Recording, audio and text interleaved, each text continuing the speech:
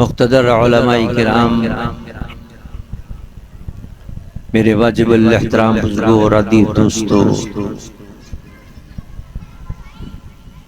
محرم الحرام کی 9 تاریخ ہے۔ کل 10 محرم الحرام ہے اور آج شب عاشور ہے۔ آج کی رات بھی بڑی عظمت والی ہے اور کل کا دن بھی بڑا عظمت والا ہے۔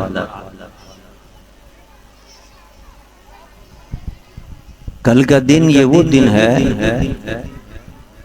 کہ جس کو رب کائنات نے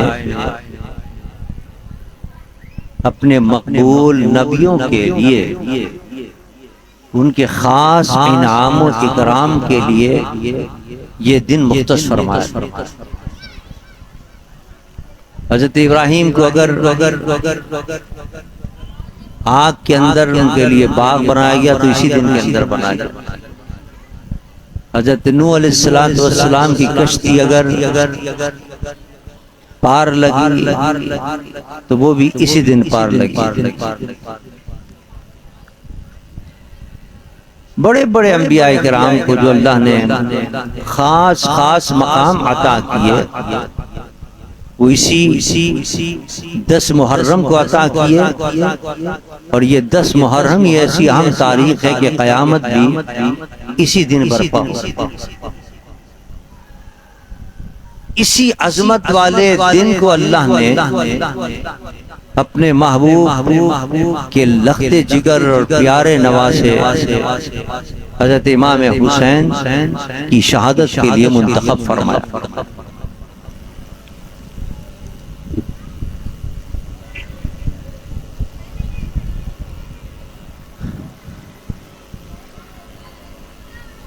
سوچنے کی بات یہ ہے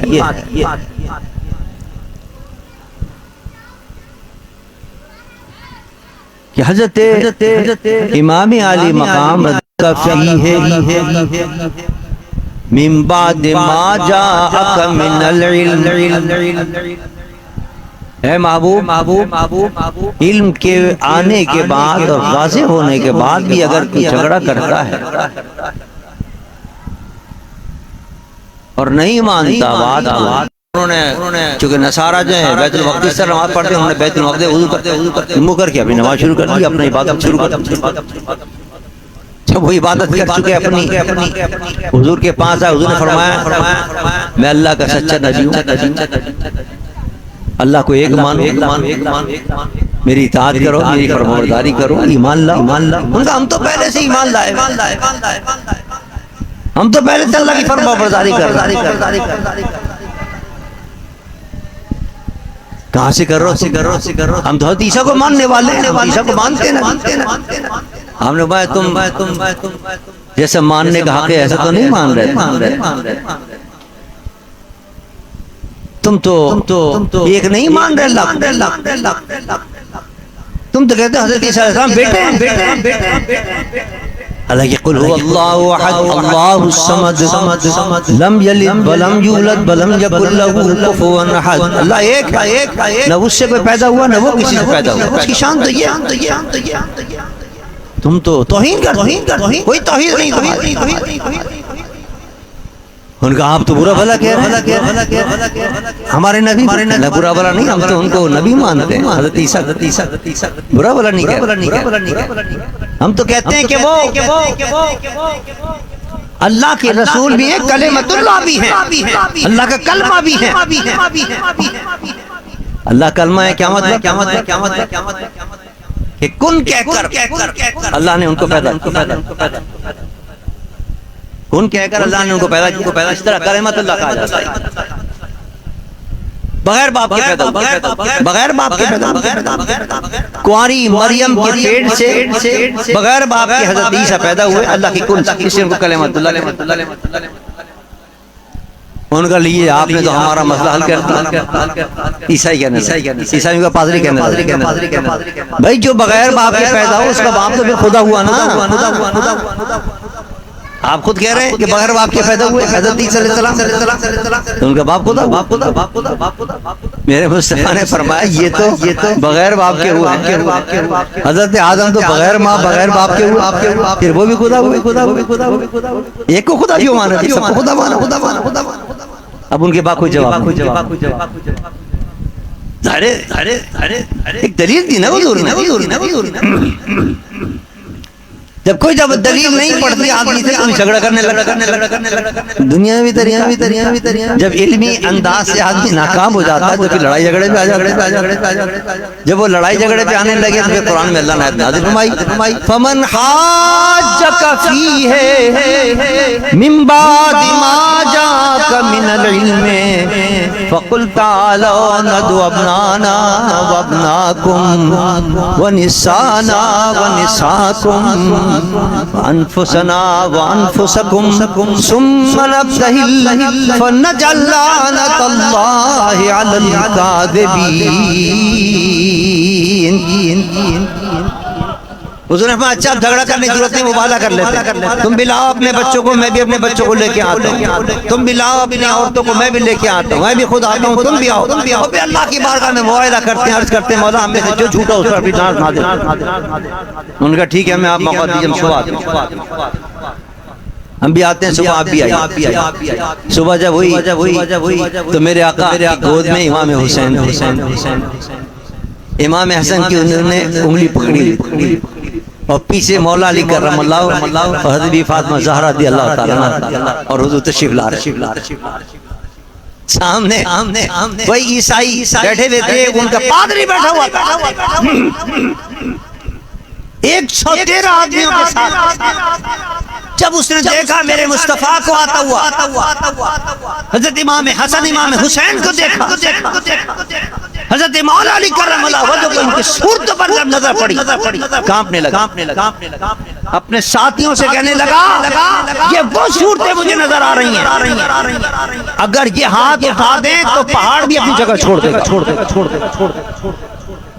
ان کے مقابلے مت ان کے مقابلے مت آنا، یہ واقعی اللہ کے سچے نبی ہیں۔ بہتری اسی کے اندر ہے کہ جا کے جزیہ وصول کر کے کوئی معاہدہ کر لو، مقابلہ مت کرنا۔ حضور کی خدمت ہے رسول اللہ، مقابلہ نہیں کرنا، جزیہ لے لیجیے، حضور ہم اچھا جزیہ دے دو۔ میرے مصطفیٰ نے فرمایا بس میں دیکھ رہا تھا کہ عذاب ان کے سروں پر آ گیا تھا، اگر یہ سامنے آتے مقابلے کے لیے، مباہلے کے لیے، تو اللہ کا عذاب آتا، سارے کے سارے بندر سور بن جاتے، اور چند دنوں کے اندر پورا نجران کا علاقہ جتنے عیسائی ہیں وہ سارے ختم ہو جاتے۔ آ جاتے تو اچھا تھا، کم سے کم آج بش سے تو جان چھوٹ جاتی، ٹرمپ سے تو جان چھوٹ جاتی ہماری، سب عیسائی ختم ہو جاتے، ہمارے دیش سے نابود ہو جاتے، ختم ہو۔ لیکن اللہ کو رکھنا مقصود تھا، امتحان۔ اب آپ دیکھیے مجھے یہاں سے بتانا مقصود ہے کہ یہ دشمن کو بھی پتہ تھا کہ یہ وہ صورتیں ہیں کہ اگر ہاتھ اٹھا دیں گے تو پہاڑ بھی جگہ چھوڑ دے گا۔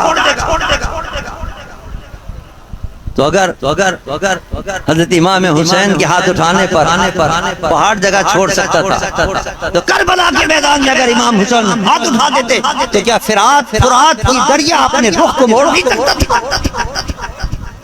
دریا فرات اپنے رخ کو موڑ کر آپ کے قدموں میں آ سکتا۔ حضرت عباس کو وہاں جانے کی ضرورت نہیں تھی، عباس کے بازو قلم ہونے کی ضرورت نہیں تھی۔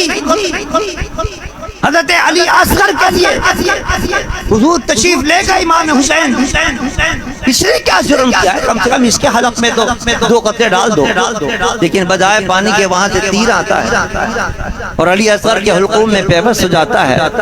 اس کی کوئی ضرورت نہیں تھی، امام حسین ایک ہاتھ اٹھاتے سارا لشکر ختم ہو جاتا، دریا کی لہریں بھی آپ کے قدموں میں ہوتی ہیں، سب پانی پیتے، وہ سب گھر ہو جاتے دریا کے۔ اگر فرعون غرق ہو گیا حضرت موسیٰ کے کہنے پر یہ تو موسیٰ کے بھی امام تھے، امام الانبیاء تھے میرے آقا کے، اور ان کے نواسے تھے، یہ لگتے جگر تھے، تو جنت کے جوانوں کے سردار، ان کی زبان کے اندر تو تاثیر تو خود ان کے ماننے والوں نے مانا، عیسائیوں نے مانا، ان کی شان یہ، ان کا مقام اور مرتبہ یہ ہے، اگر ہاتھ اٹھا دیں تو پہاڑ بھی سر، لیکن امام علی مقام رضی اللہ تعالیٰ عنہ نہیں کر دعا نہیں کر، اور امام حسین نہیں، بلکہ خود میرے مصطفیٰ کو پتا تھا کہ کربلا کے میدان کے اندر میرے نوازے پر یہ مشکلیں آنے والی۔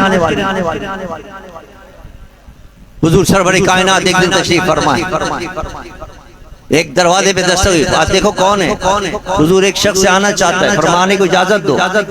وہ شخص آیا، حج کرنے لگے، حضور کے گود کے اندر تھے امام حسین، حضور ان کو بوسہ دے رہے تھے، ان کے سر اقدس کو سونگ رہے، جنت کا پھول ہے۔ فرشتے نے کہا جبرائیل تھا، یا رسول اللہ بڑی محبت ہے آپ کے شاہ، بڑی محبت، لیکن آپ کے امتی اس کو شہید کر، اور جس جگہ شہید کریں گے اس کا نام کربلا ہے، اور یہ کربلا کی آپ کہیں تو مٹی لا کے دے دوں۔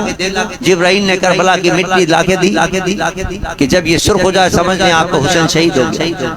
امام حضور سرور کائنات صلی اللہ علیہ وسلم نے وہ مٹی حضرت ام سلمہ کو دی، فرمایا کہ یہ مٹی اپنے پاس رکھنا، جب میرا حسین شہید ہو جائے گا تو اس کی نشانی ہے کہ یہ مٹی لال ہو جائے گی۔ اور یہی ہوا، جب امام حسین شہید ہوئے حضرت ام سلمہ رو رہی تھی، کہا کہ آج یہ، اس زمانے میں موبائل تو تھے نہیں، اس زمانے میں ریڈیو تو تھے نہیں، اس زمانے کے اندر یہ ٹیلی فون تو تھے نہیں، ٹیلی گرام تو تھے نہیں، ٹی وی تو تھا نہیں، کیسے پتہ ہوتا؟ مکہ معظمہ سے عراق کتنی دور ہے، اور وہاں کیا نام ہے کربلا میں یہ واقعہ ہو رہا ہے، لیکن یہاں ام سلمہ رو رہی ہے، کہا کیوں؟ کہنے لگے آج حسین شہید ہو گئے، تمہیں کیسے پتا چلا؟ اس لیے کہ آج یہ مٹی جو ہے وہ لال ہو، سرخ ہو گئی ہے، اور میرے آقا نے فرمایا تھا جس روز یہ مٹی لال ہو جائے سمجھ لینا حسین شہید ہو گیا۔ اب بات سمجھنے کی یہ ہے کہ امام علی مقام رضی اللہ تعالیٰ عنہ کو بھی پتا ہے کہ مجھے کربلا کے اندر شہید کیا جائے گا، میرے آقا کو بھی پتا ہے کہ شہید کیا جائے گا، لیکن نہ حضور دعا فرما رہے ہیں، اگر دعا فرماتے تھے کربلا کا واقعہ ہی نہیں ہوتا، نہ حسین دعا کر رہے ہیں کہ اللہ یہ جتنے یزیدی فوج ہے یہ سب کے سب ختم ہو جائے، یہ سب فرات کے اندر غرق ہو جائیں، وہ بھی دعا نہیں کر رہے۔ کیوں؟ وجہ یہ بتانا یہ مقصود تھا کہ دیکھو میں تو سب کچھ کر سکتا ہوں، لیکن اسلام اور دین جو میرے نانا لے کر آئے ہیں اس کی ترقی کا راز اسی کے اندر مضمر ہے کہ انسان اپنی قربانیاں اس کے لیے قربانیاں دینی ہوں گی، اس کے لیے خون دینا ہوگا، تب اسلام کا شجر جو ہے وہ بلند ہوگا۔ ظاہری درخت کے اندر پانی آپ دیتے ہیں تب وہ درخت پھلتا پھولتا ہے، لیکن اسلام کے درخت کے اندر شہیدوں کا خون دیا جاتا ہے تب یہ پھولتا ہے۔ ہر دور کے اندر جہاد ہوا ہے، لوگوں نے کافروں کا مقابلہ کیا ہے، یہود و نصارہ کا مقابلہ کیا ہے، اللہ نے اسلام کو عزت و عظمت عطا فرمائی۔ آج بھی جہاد ہو رہا ہے نا غزہ کے اندر، 1000 نہیں، 2000 نہیں، 10,000 نہیں، 20,000 نہیں، 60,000 شہید جام شہادت پہنچ کر چکے غزہ کے اندر مسلمان، 60,000 جام شہادت پہنچ کر۔ بہت خوش ہو رہے ہیں یہودی، ہم نے اتنے مار لیے، ان کو پتہ نہیں یہ خون جو ہے اسلام کی عظمت کو دوبالا کر رہا ہے، شجر اسلام پھلتا پھول رہا ہے، شہیدوں کے خون سے پھلتا ہے، پھولتا ہے۔ کتنی جنگ، صلیبی جنگ ہوئی، محمد بن قاسم یہ آیا تب جنگ ہوئی، صلاح الدین ایوبی نے جنگ کی ہے، خالد بن ولید کی کتنی جنگیں ہوئی ہیں عیسائیوں کے ساتھ۔ آج اسلام ایسے نہیں پہنچ گیا، بڑی قربانیوں کے بعد پہنچا ہے۔ یہ سبق ہے کربلا کا کہ دین اسلام کو اگر تم چاہتے ہو کہ بلند ہو اس کا پرچم تو اس کے لیے قربانی دینا پڑے گا۔ آج ہمارے پاکستان کے اندر رو رہے ہیں، کاش پاکستان کے اندر اسلام کا نظام آ، کیسا پیارا نظام جو میرے مصطفیٰ نے مدینے میں نافذ کیا۔ ایسا نظام تھا کہ مکے سے بصرہ تک ایک عورت بوڑھی اور سونے کے زیورات اچھالتی بھی جاتی تھی اور راستے میں کوئی اس کی نظر اٹھا کر نہیں دیکھا۔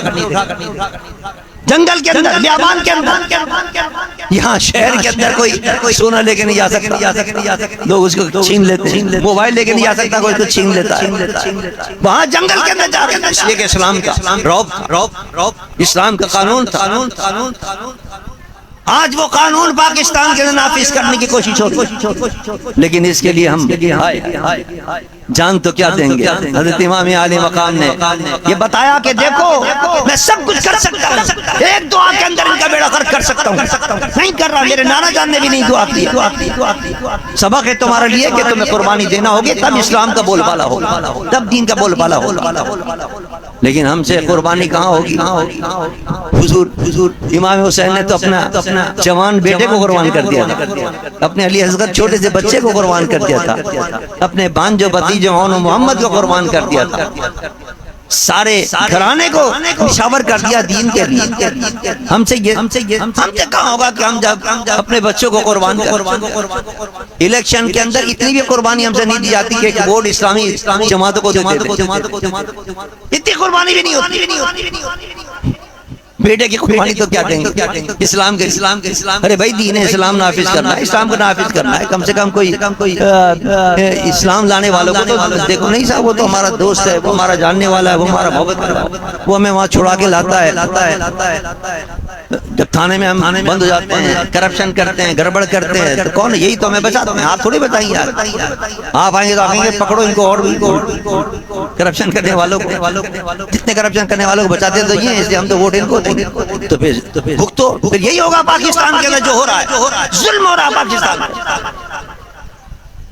یعنی آپ اندازہ کریں کہ یزید نے جو احکامات اپنے دور میں نافذ کیے تھے، آج وہ دور کے اندر کیا نافذ ہو رہے ہیں احکامات۔ حضرت امام عالی مقام نے فرمایا یہ حلال کو حرام کر رہا ہے، حرام کو حلال کر رہا ہے، میں اس کی بیعت نہیں کروں گا۔ آج 18 سال سے کم عمر میں اگر آپ نے شادی کر لی، 3 سال کی سزا، بچی جوان ہو گئی ہے، کہتے شادی مت کرو، بیٹر رہنے دو۔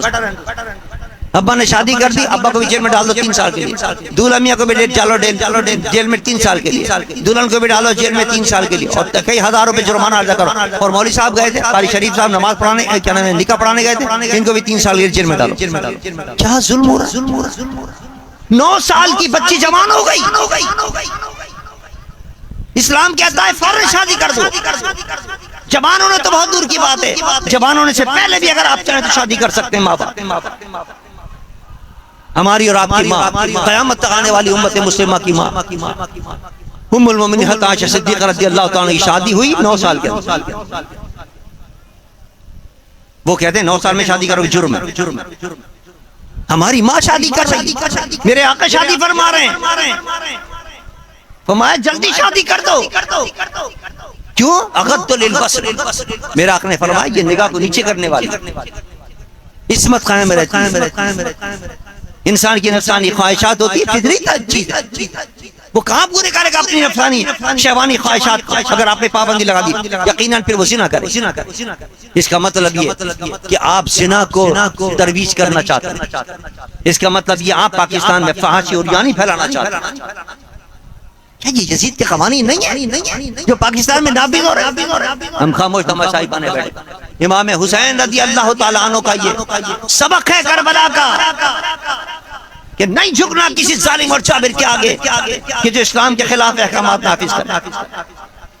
اس کو بتاؤ کہ تم غلط کام کر رہے ہو، سیدھے راستے پر آؤ، صحیح راستے پر آؤ، اسلام کا نظام نافذ کرو۔ کس طرح سکون ہو؟ جو چاہے لوٹ کے لے جائے پاکستان کو، کوئی پکڑنے والا نہیں ہے۔ کل میں دیکھ رہا تھا 5000 روپے، 5000 روپے ایک غریب کے پاس نہیں تھے بجلی کا بل بھرنے کے لیے، پولیس والے پکڑ کے لے گئے 5000۔ اور جو بڑے بڑے بیوروکریٹس ہیں ان کے لیے 5 کروڑ روپے مفت، 5 لاکھ روپے مفت۔ آپ اپنے بنگلوں کے اندر بجلی چلائیے، اے سی 10 چلائیے، جو چاہیں کیجئے، آپ کو کوئی پیسے نہیں دینے اپنی بجلی کے، آپ کے لیے بجلی مفت۔ یہ ظلم نہیں ہے؟ یہ پاکستان کے ظلم ہو رہا ہے، یزیدی قانون نافذ ہو رہے ہیں پاکستان کے، اس کے لیے جدوجہد کر رہی ہیں۔ یہ سبق ہے کربلا کے میدان امام علی مقام رضی اللہ عنہ۔ اور ایک سبق مولانا دے رہے تھے جو آپ نے سنا ہوگا کہ نماز کی آپ نے کتنی اہمیت، یہ عاشورہ کی رات پتہ ہے کہ کل ہمیں جنت میں جانا ہے، لیکن رات کھڑے ہو کر بڑے آرام سے عبادت کر رہے ہیں، ساری رات کھڑے ہو کر اللہ کی بارگاہ کے اندر۔ صبح کے وقت نماز کا وقت فرمایا اتنا وقت ٹھہر جاؤ، مجھے وقت تو اتنا کہ میں اللہ کی بارگاہ میں سجدہ کروں۔ شمر لے کے تلوار آیا، آپ نے میں اتنا وقت کہ میں سجدہ کروں۔ یہاں بھی نماز یاد ہے، نہ بھی سجدہ یاد ہے۔ ہمارا عالم کیا ہے کہ ہم گھر کے اندر ہوتے ہیں، سوتے ہوتے ہیں، آرام سے ہوتے ہیں، پھر بھی نماز کو چھوڑ دیتے ہیں۔ یہ کربلا کا سبق، ہمیں چاہیے کہ ہم ان دونوں سبقوں کو یاد کریں۔ امام عالی مقام رضی اللہ تعالیٰ عنہ کو سب کچھ اللہ نے طاقت دی تھی، وہ کر سکتے تھے۔ روایتوں میں آتا ہے مالک بن عروہ آخری خطبہ دیا حضرت امام حسین رضی اللہ تعالیٰ نے، اب بھی وقت ہے، سنبھل جاؤ، کیوں مجھے تم شہید کرنے پہ تلے، کیوں اپنی عاقبت خراب کر رہا، مجھے جانے دو، میں خود بات کروں گا عزیز سے جا کر، مجھے مدینے میں واپس جانا۔ ان کا نہیں، آپ بتائیے بیعت کرنا نہیں پڑنا، ہم کوئی دوسری بات سننا نہیں چاہتے۔ وہیں کھڑا ہو کے بولا ایک بدبخت تھا مالک بن عروہ، کہنے لگا ہے حضرت امام حسین رضی اللہ تعالیٰ نے اپنے خیموں کے ارد گرد خندق کھول کر وہاں آگ جلا دی تھی تاکہ کوئی حملہ نہ کرے، اور محرمات اور جو حرم نبوی تھیں اور جو خواتین تھیں اہل بیت اطہار کی، ان کو کوئی نقصان نہ پہنچائے، ان کی حفاظت کے لیے۔ اس نے کہا ہے حسین تم نے تو دنیا میں آگ لگا دی، وہاں جہنم میں جانے سے پہلے معاذ اللہ ثم معاذ۔ جب اس نے ایسی گستاخی کی تو امام عالی مقام نے فرمایا کہ تو جھوٹا ہے، مجھے کہہ رہا ہے میں جنت میں جاؤں، ارے مجھے تو میرے نانا جان نے کہا تھا کہ تو جنت کی جوانوں کا سردار ہے۔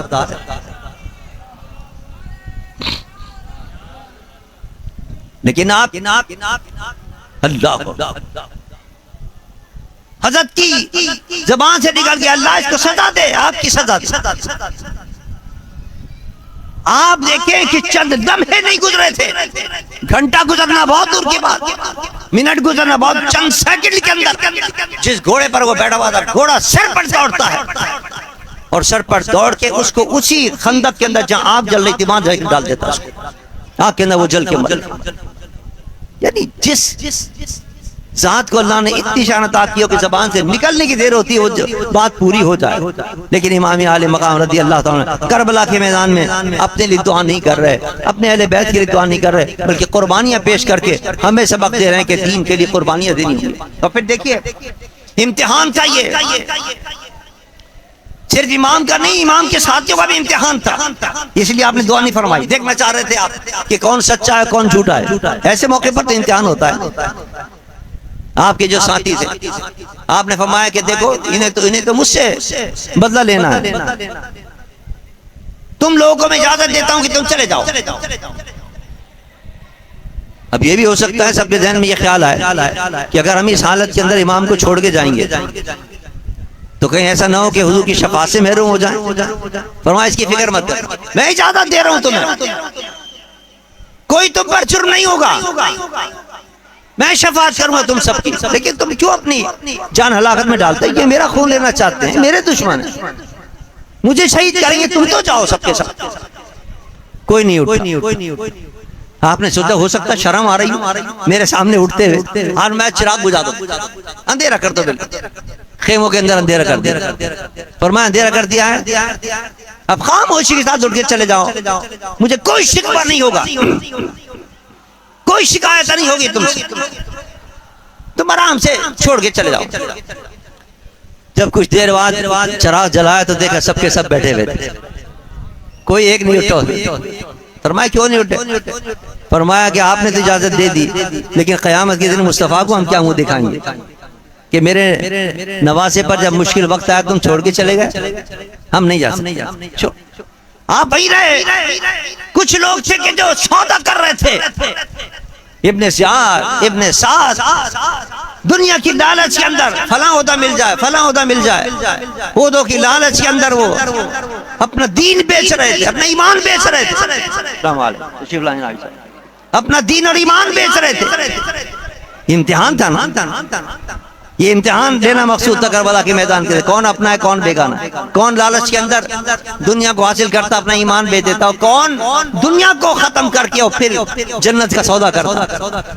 کچھ لوگ تھے شمر جیسے، ابن سعد ابن زیاد جیسے، جو عہدوں کی لالچ کے اندر، دنیا کی لالچ کے اندر جہنم خرید رہے، اور کچھ ایسے بھی تھے جو جنت خرید رہے، جو جنت خرید رہے۔ حضرت باب ابن عبداللہ کلبی رضی اللہ تعالی عنہ، نئی نئی شادی ہوئی ہے، چند دن ہوئے شادی، ماں پہنچ گئی، بیٹا آج تجھ سے کچھ مانگنے آئی ہوں۔ ماں تم اور مجھ سے مانگ کہ ہاں نواز رسول پر آج بڑا سخت وقت آیا کربلا کے میدان کے اندر۔ آج ایک ماں فریاد لے کر آئی ہے تیرے پاس کہ آج حسین کی مدد کر جا کر۔ کربلا کے میدان کے اندر حسین تنہا ہے۔ اب بتائیے 2 دن کی شادی ہو، ابھی اس نے بہاریں بھی نہیں دیکھی، اور ماں اس سے یہ فرمائش کر رہی کہ اپنی جان دے دے امام حسین کے لیے، ان کے قدموں پر اپنی جان نچھاور کر دے۔ بیٹا بھی کیسا وفادار تھا، کیسا تابعدار تھا اپنی ماں کا۔ اماں آپ کے حکم پر امام حسین کے لیے میری جان بھی حاصل ہے، اتنی اجازت دیں مجھے کہ میں اپنی بیوی سے تو اجازت دے لوں، اس کو تو بتا دوں جا کے میں جا رہا ہوں۔ گیا اپنی بیوی کے پاس جس کو 3 دن ہوئے تھے شادی کے، ان سے کہا کہ میں تم سے کہنے آیا ہوں، میری ماں کا حکم بھی ہے اور نواز رسول پہ بڑا سخت وقت آیا ہے، میں جا رہا ہوں ان کے لیے اپنی جان دینے کے لیے۔ اس نے کہا ایک شرط اجازت میں دوں گی، لیکن ایک شرط اجازت دوں، شرط یہ ہے کہ جب قیامت کے دن امام حسین رضی اللہ تعالیٰ عنہ اور حضور سرور دو جہاں صلی اللہ علیہ وسلم کی جب شفاعت تمہیں نصیب ہو اور جب حوض کوثر سے جام ملے تو مجھے مت بھول جانا ہو، اس شرط پر میں تمہیں اجازت دے۔ امام حسین کی بارگاہ میں پہنچ جاتے ہیں، عرض کہتے حضور میری بیوی نے یہ شرط رکھی، فرمایا منظور ہے شرط۔ کسی شاعر نے خوب کہا کہ دکانیں کھول کر عشاق بیٹھیں گے سر محشر۔ یہاں بھی لوگ دکانیں کھول کے بیٹھتے ہیں، کچھ بیچ رہا ہے، کچھ بیچ رہا ہے۔ وہاں اللہ کے محبوب امام حسین دکان کھول کے بیٹھے ہیں، کیا بیچ رہے ہیں؟ دکانیں کھول عشاق بیٹھیں گے سر محشر، اور یہ بیچیں گے خریدے گا خدا سودے محمد کے، یہ بیچیں گے خریدے گا خدا سودے محمد کے۔ اللہ نے فرمایا ان اللہ اشترى من المؤمنین انفسهم واموالهم بان لهم الجنہ۔ اللہ فرماتا میں نے خرید لیا، میں خریدار ہوں۔ بولا کیا خریدا؟ فرمایا میں نے ان مومنوں سے ان کی جان خریدا، ان کی جان خریدا، مال خریدا۔ مولا اس کے بدلے میں کیا دیا؟ فرمایا اس کے بدلے میں جنت عطا کر۔ اونچا دکانیں کھول کر عشاق بیٹھیں گے سر محشر، یہ بیچیں گے خریدے گا خدا سودے محمد کے۔ امام حسین انہوں نے میرے لیے قربانی، یہ انہوں نے میرے لیے، حر نے میرے لیے قربانی، حضرت حر نے قربانی، حضرت باب ابن عبداللہ کلبی نے قربانی، اللہ انہوں نے میرے لیے قربانی دی، ان کو جنت عطا فرما۔ امام حسین کے کہنے پر اس حشر کے میدان میں جہاں کوئی پینے کے لیے کچھ نہیں ملے گا، حوض کوثر ہوگا، امام حسین اپنے ہاتھ سے جام پلائیں۔ عزیزان من، یہ سبق ہے مسلمانوں کے لیے کہ دنیا کے اندر اگر دین کے لیے کوئی مشکلات پیش آئیں تو اس کو برداشت کرو، وہاں حوض کوثر کے جام ملیں گے۔ دین کو مت چھوڑو، دین کے لیے اگر تمہیں کوئی قربانیاں دینی پڑے تو اس قربانیوں کو برداشت کرو، دیکھو اس کے بدلے کے اندر کیا کیا نعمت ہے اللہ آخرت میں ہمیں عطا کرنا۔ دیکھیے ہمارا ایمان کمزور، بس یہ چاہتے ہیں دنیا کی کوئی نعمت مل جائے، دنیا کے عیش و عشرت مل جائے، دنیا کی کوئی پلاٹ پرمٹ مل جائے، بڑے بڑے مولوی دیکھے بکتے ہوئے، بڑے بڑے لوگ دیکھے بکتے ہوئے. اب آپ نے دیکھا نہیں ہے قومی اسمبلی کے اندر یہ جو میں نے جس کا ذکر کیا آپ کو، یہ قانون کا جو قانون پاس ہے سراسر اسلام کے خلاف قانون ہے. 18 سال سے پہلے شادی کر لی 3 سال کے قید، مولوی کو بھی قید ہے 3 سال کی، ابا کو بھی قید ہے، اماں کو بھی قید ہے، دلہا کو بھی قید ہے. کتنا بڑا ظلم ہے یہ. اور کس سے پاس کرایا؟ پوری اسمبلی 100 150 جتنے ہیں سب بک گئے سارے. یہ پتہ نہیں کہ اسلام کے خلاف تم ووٹ دے کر یہ 5 کروڑ 2 کروڑ وصول کیا کرو گے اس کا؟ آخرت کے اندر تم جہنم خرید رہے ہو. اتنا خیال نہیں آیا انہیں میں نے اس کو اور ایم پی ایس کو جنہوں نے دستخط کر کے اور کیا نام ہے اس بل کو منظور کیا. حضرت امام حسین کا سبق ہے کربلا کے میدان میں کہ دیکھو آخرت کو بیچ کر دنیا نہ خریدو، دنیا ختم ہو جائے یہیں رہ جائے. ہاں دنیا کو بیچ کر آخرت خرید لو. حضرت باب ابن عبداللہ کلابی نے دنیا اپنی ختم کر دی، اپنی بیوی کو قربان کر دیا، نئی نبی نے دلہن کو قربان کر دیا. اس کے بدلے کیا لیا؟ حضرت امام حسین کی رضا حاصل کر لی، جنت حاصل کر لی. ہمیں بھی چاہیے کہ ہم دنیا پر دین کو ترجیح دیں، دین پر دنیا کو ترجیح نہ دیں. یہ سبق ہے کربلا. اللہ ہمیں آپ کو سب کو اس سبق پر عمل کرنے کی توفیق عطا فرمائے. اور عزیزان من، ہم نمازیں بھی پڑھتے ہیں لیکن حقیقت یہ جو حقیقی سبق ہے اس عمل نہیں کرتے. سبق پر عمل کریں جو کربلا کا یہ سبق ہے. حق کے لیے ڈٹ جایا کریں، حق کے لیے لڑیں، میدان کے اندر آئیں، اسلام کے دین کے لیے نظام مصطفیٰ کے لیے جدوجہد کریں. یہی سبق ہے کربلا. کل کا دن بڑا اہمیت والا ہے، جیسا کہ میں نے شروع میں آپ سے عرض کیا. بڑے بڑے انبیاء پر اللہ نے بڑی بڑی جو فضل انعام فرمائے وہ اس دن کے اندر فرمائے. قیامت آئے گی تو وہ بھی عاشورہ کے دن آئے گی. اس لیے اس دن کے روزے رکھنے کا بہت بڑا ثواب. کسی روایت میں آتا ہے 100 سال کا ثواب، کسی میں آتا ہے 1 سال کا ثواب، کسی میں آتا ہے پوری زندگی کا ثواب، کسی میں آتا ہے کئی شہیدوں کا ثواب. یعنی مختلف احادیث آئی ہیں. لہذا کل کا روزہ نہ چھوڑیں، پابندی کے ساتھ روزہ رکھیں. اور ایک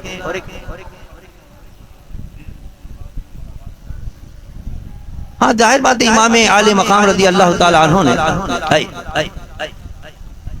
جن کی آنچل بھی کوئی نہیں دیکھتی، وہ محرمات اور وہ اہل بیت اطہار کی پاک دامن بیویاں جن کے لیے کربلا کے میدان کے اندر کس طرح ان کو کیا نام ہے قیدی بنا کر اور دمشق کے بازاروں سے گزارا گیا. حضرت مولانا حسن رضا خان ان کی عظمت کو بیان کرتے فرماتے ہیں کہ ان کے گھر میں بے اجازت جبرائیل آتے نہیں. ازواج مطہرہ حضور کی پاک بیویوں کا بیٹیوں شان یہ تھی کہ جبرائیل بھی پردہ کرتا تھا، اجازت دے کر پھر حضور کی بارگاہ میں آتا تھا. ان کے گھر میں بے اجازت جبرائیل آتے نہیں. ارے قدر والے جانتے ہیں قدر و شان اہل بیت کی عظمت اور شان. اور کس طرح ان کو دمشق کے بازاروں کے اندر بے پردہ کیا گیا ہے. تو یہ تو جزیریوں کا طریقہ بے پردہ ہونا. ہمارے مزارات ہمارے حسانیہ کہہ رہے ہیں کہ صاحب ان کو بتائیں کتنا ان کو دکھ پہنچتا ہوگا. حضرت سقی عبدالوہاب صاحب رحمۃ اللہ علیہ امام حسن امام حسین کی اولاد ان کی نگاہ میں ہے وہ مناظر جو کربلا کے اندر تھے، ان کے آباء و اجداد کے ساتھ گزرے. یہ چاہیں گے کہ ہماری مائیں بہنیں اور حضور کی امت کی مائیں بہنیں پردے کے ساتھ رہیں، بالخصوص جب آئیں مدار پہ اوپر تو ادب کے ساتھ احترام کے ساتھ مزارات کا ادب و احترام کریں، پردے کے ساتھ آئیں گے تاکہ ان کی نگاہ کرم. اگر بے پردہ آئیں گے، بےہودگی کے ساتھ آئیں گے، بے ادبی کے ساتھ آئیں گے تو ان کی دعا تو نہیں لیں گے، ان کی نگاہ کرم کی مستحق نہیں ہوں. ہم چاہتے ہیں اگر ہم کسی اللہ کے ولی کی مداح پر بالخصوص سقی کے مزار پر اگر حاضر ہوں اور ان کی نگاہ کرم سے مستحق ہوں تو ہمیں چاہیے کہ اپنی ماں بہنوں کو تنبیہ کریں، یہاں جائیں تو ادب کے ساتھ احترام کے ساتھ پردہ ہو کر اور صرف یہاں نہیں بلکہ بازاروں کے اندر جائیں تو پردے کے ساتھ. بہرحال اللہ تعالی ہمیں آپ کو سب کو اسلام کے احکامات پر عمل کرنے کی توفیق عطا فرمائے. ما علینا الا